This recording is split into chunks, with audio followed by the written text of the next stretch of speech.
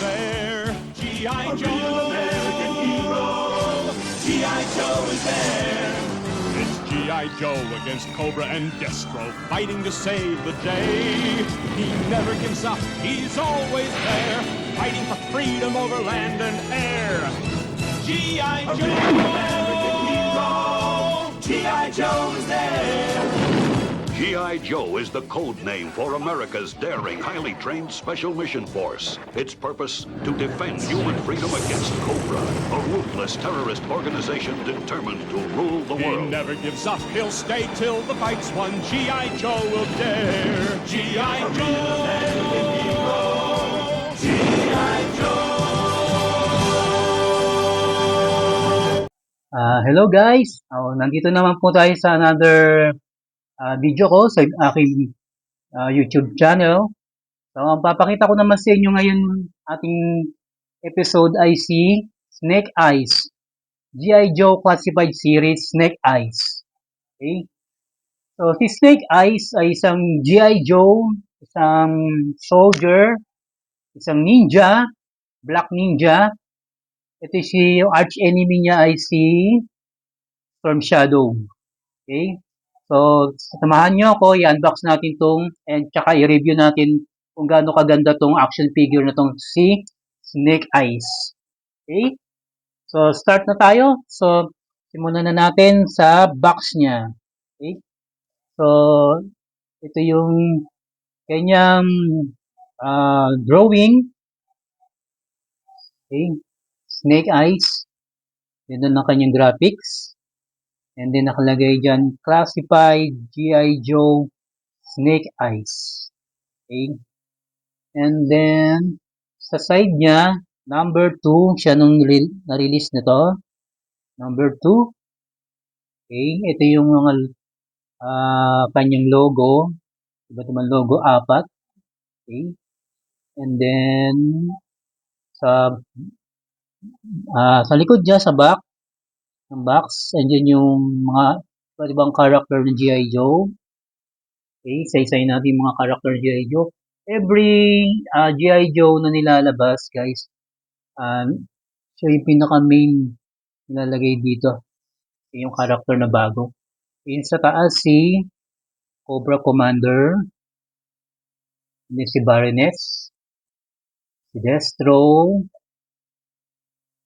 and then si Gango, Gold Black, and then ito yung mga ninjas, Cobra Ninjas, Scarlet, and then si Duke. Alam ko wave 1 to eh.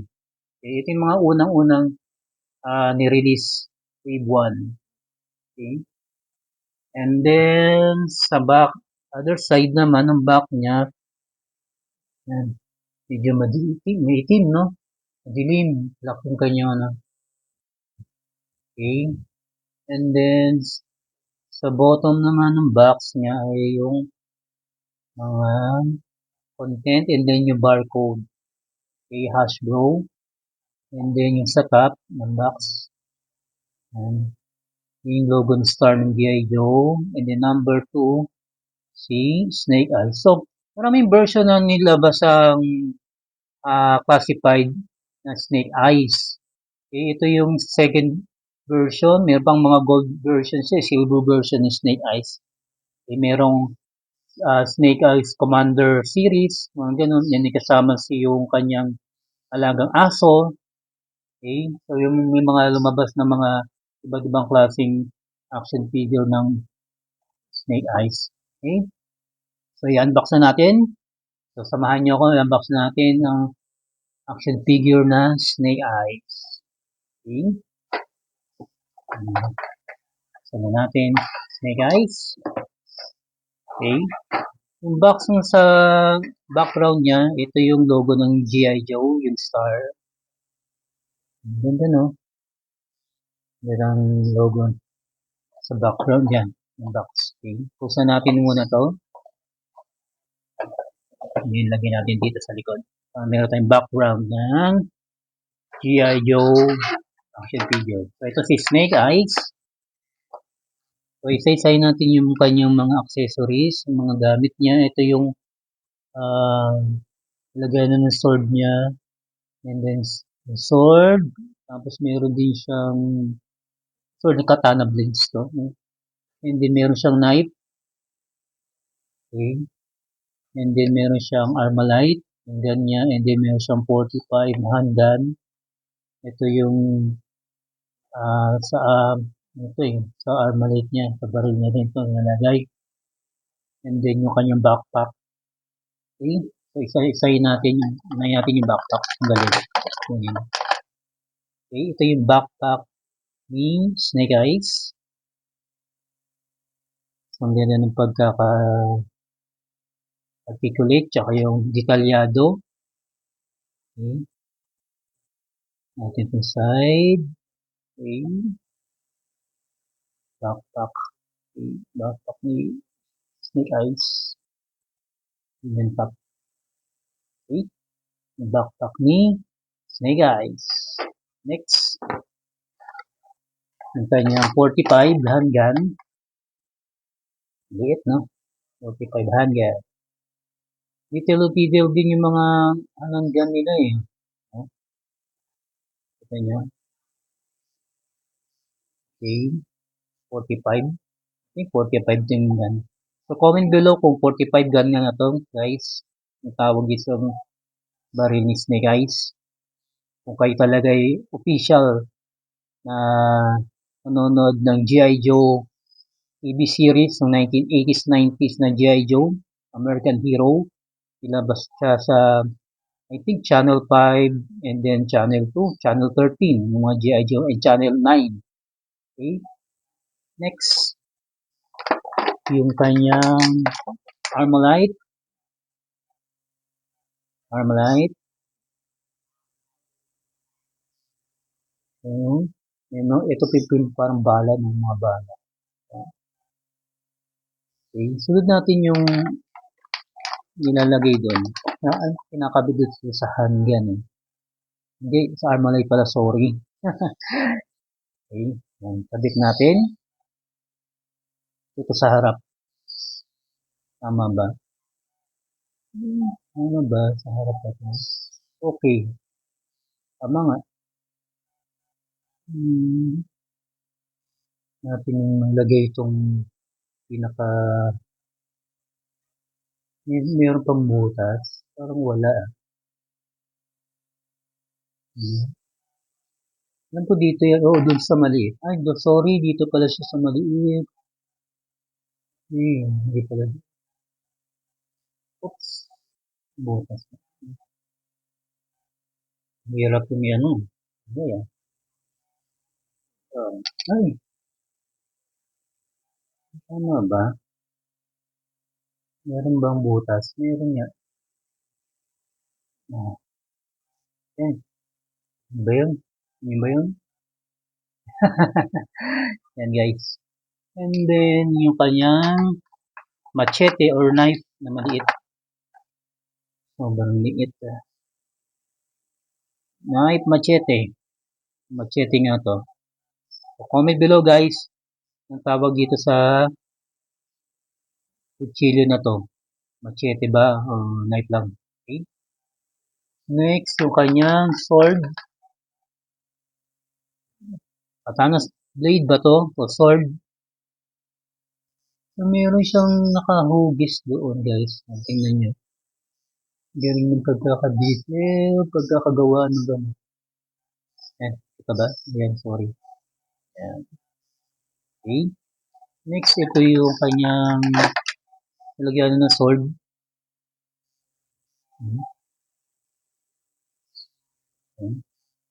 Nalagyan ng sword. Meron logo. No? Logo ng media. Lagyan natin yung sword.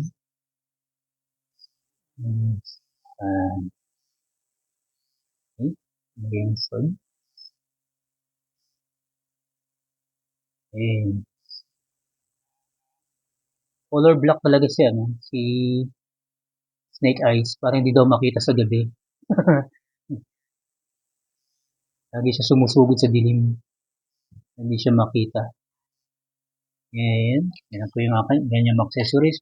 So, punta na tayo doon sa action figure na Snake Eyes. Okay, yun. Talagang nakatight yung ano niya. Hirap tanggalin. Action figure. So yan, nakawala na si Snake Eyes sa kanyang kulong. Yan. Snake Eyes. Natin yung kanyang head sculpt. Meron siyang sa mata yung pinaka armor. Diba? Diyan siya kilala eh, sa armor na yan. Natago niya kanyang identity. Okay. Then si Snake Eyes nga pala guys, I think pipi siya. Hindi siya nakakapagsalita. Silent Ninja. Okay. Pero sa movie guys, hindi naman siya yung sa movie nakakapagsalita siya. Pero sa cartoon, silent lang siya. Wala siyang dialogue. Never siya nagsalita. Puro sign language lang. Okay. And then yung kanyang nasa dibdib, mga dynamite, grenade. Okay, tatlo, 1, 2, 3. And then meron din siya dito sa na kulay pula, logo. Okay. And then yung sa arms niya, meron sa arms niya. Lagay niya sa arms niya. And then sa kabila, ganun din. And then sa kanyang belt, tatanggal yung belt niya. Kasi para pag minove siya, hindi siya istorbo. Pwede siya any angle, pwede siya. Iniikot din. Okay, yung belt. And then sa kanyang hips, legs pala, kita. Ito yung lalagyanan ng kanyang baril. And then sa kabila, lalagyanan ng knife, ng kutsilyo. And then sa toes niya, meron siyang keypad. And then sa mga legs niya, meron mga parang backpack ba yan?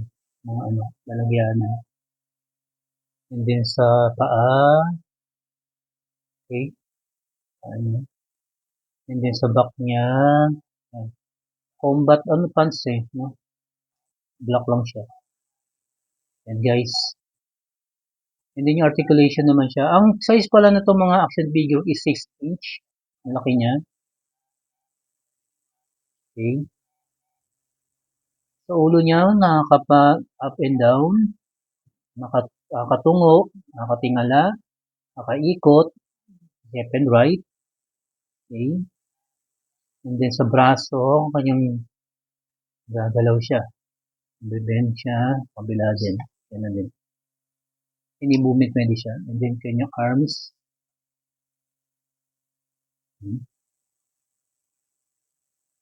Galaw kanyang arms. Inaikot din yung and then yung hands. Ganun din.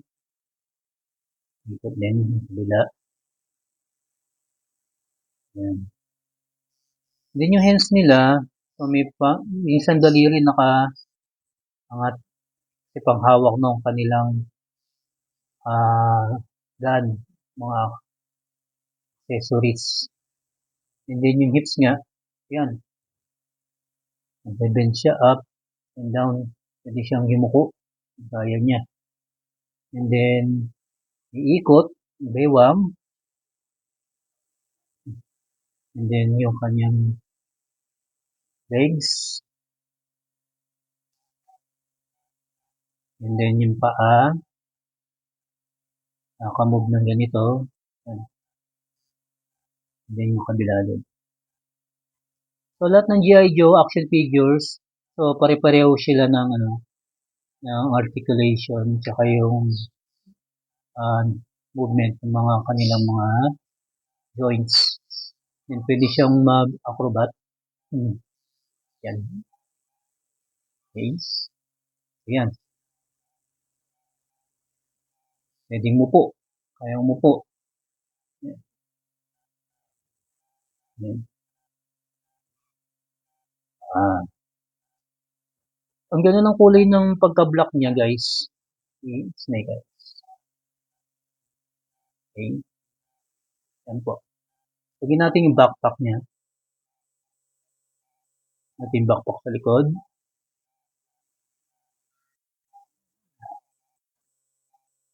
Sakto lang natin yung sa butas. Yung sa butas eh. Natin yung butas. Nalaglag pa. Sumabay pa siya. Okay. Yung backpack. Then, lagyan natin yung sword. So, yung sword pala ay hindi siya nalalagay. Tatanggalin.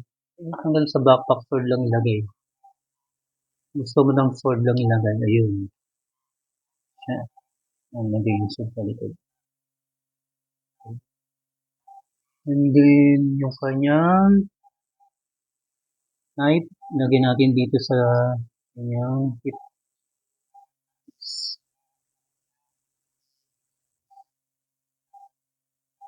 Ito lagay yun. Knife. And then, yung handgun, yan naman natin sa kabila. Yan. Yung handgun. Yan. Tapos yung kanyang baril. Ay, hawak natin. Wow. Ganda na action figure si Snake Eyes. Foreman din yung Snake Eyes natin, guys. Wow. Snake Eyes. Yan po. Si Snake Eyes. Action figure Snake Eyes. Number 2. So, marami po siyang iba't ibang klaseng Snake Eyes na nilabas. Ni-release din eh. Classified. So, check nyo na lang po. Pero ito yung mas napili ko, mas preferred kong Snake Eyes. Mas kamukha sa cartoon. Okay. Wala lang si yung kanyang dog. Okay. So, yun po. Maraming salamat po sa panonood. So, ayan po si Snake Eyes, ni G.I. Joe natin. So, don't forget to subscribe, comment, like, share po yung aking video. Please support po. And then, panoorin nyo po yung iba't iba pa kong mga unboxing ng G.I. Joe classified natin. And then, iba pa po natin mga videos dyan. Please subscribe and like na po.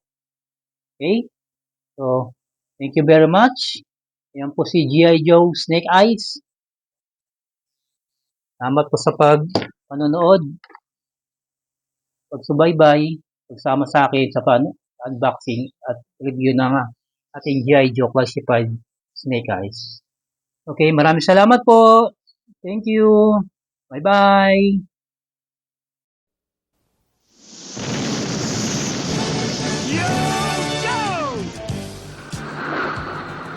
Fight for freedom wherever there's trouble.